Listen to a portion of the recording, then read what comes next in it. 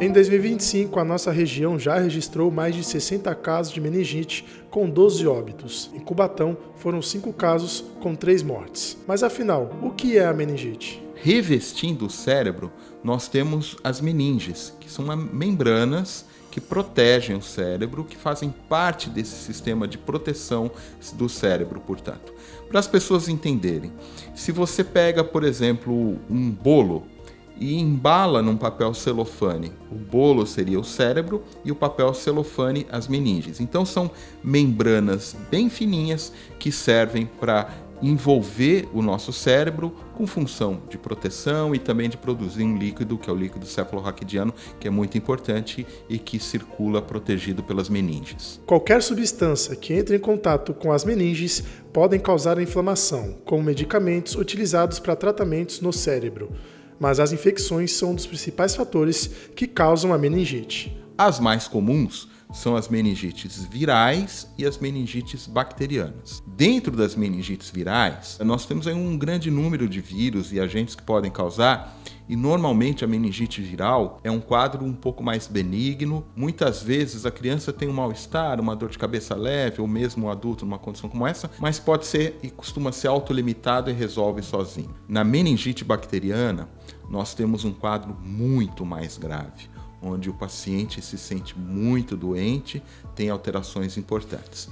E aí, entre as bactérias, nós temos o meningococo, e aí nós temos vários tipos de meningococo. Hoje, no Brasil, o mais comum é o meningococo C. Nós temos o Haemophilus influenza, que causa meningite também, principalmente em crianças. E nós temos o pneumococo, que é outro agente importante de meningite, sobretudo nos idosos, nos adultos mais velhos, nas pessoas com uma deficiência da imunidade. O infectologista alerta sobre os sinais, principalmente nos pequenos que ainda não conseguem falar. Nós temos 2 tipos de pacientes com meningite. Pacientes que já conversam e pacientes que não conversam, as criancinhas pequenas, os bebês. Quando tem uma criança pequenininha que ainda não fala, com 6 meses, 1 ano, um pouco menos de 2 anos, respeitem os sintomas de sofrimento. Bebê que está muito quietinho, que deixou de mamar, que está com febre, que está com convulsão, que está gemente, que aparecem manchas vermelhas na pele, isso é bebê doente. Se você vai ao médico, este é o bebê que eu recomendo enfaticamente, que não basta tomar um sorinho, ficar em observação e mandar embora. Vale a pena internar, fazer uma dose de antibiótico, colher os exames. É uma situação muito grave que a criança não tem outra chance. E haja como se fosse até descartar meningite. Nas crianças que já falam e nos adultos, você pode ter como característica a febre, sempre está presente, dor de cabeça de forte intensidade, você pode ter também as manchas vermelhas, no caso da meningococcemia, né?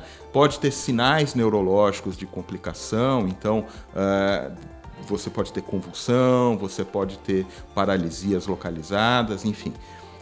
E uma prostração muito grande, um grande mal-estar. Para poder entender como se prevenir, precisamos antes saber como é que a gente pega a meningite. As bactérias causadoras da inflamação ficam na nossa garganta e podem ir para a nossa corrente sanguínea. Muitos de nós são carreadores dessas bactérias na nossa garganta. Para evitar que essa transmissão ocorra, uma das medidas é identificar os contactantes de casos de meningite, dar antibiótico para que eles deixem de ter essa bactéria na garganta e possam transmitir para os outros. Outra maneira de prevenção é, ao identificar um caso, o isolamento. Então, nas primeiras 24 horas, antes de completar 24 horas de antibiótico, manter esse paciente isolado também, para que ele não transmita essa bactéria para outros carrearem na garganta e poderem transmitir para terceiros. O diagnóstico é realizado após a coleta do líquido da espinha e mesmo com o tratamento adequado, há uma taxa de 15 a 20% de óbito nas meningites meningocóccicas e podem ter sequelas após a recuperação. A forma mais eficaz de se prevenir contra a meningite é uma velha conhecida, a vacina. A principal maneira e eu diria que talvez a única e mais efetiva, e é isso que eu convido todos que estão nos assistindo, é a vacina. A vacina contra a meningite, ela está disponível de graça no Sistema Único de Saúde. Faz parte do calendário vacinal, onde a gente dá muita vacina. Na criancinha pequena, com menos de 1 ano, por quê?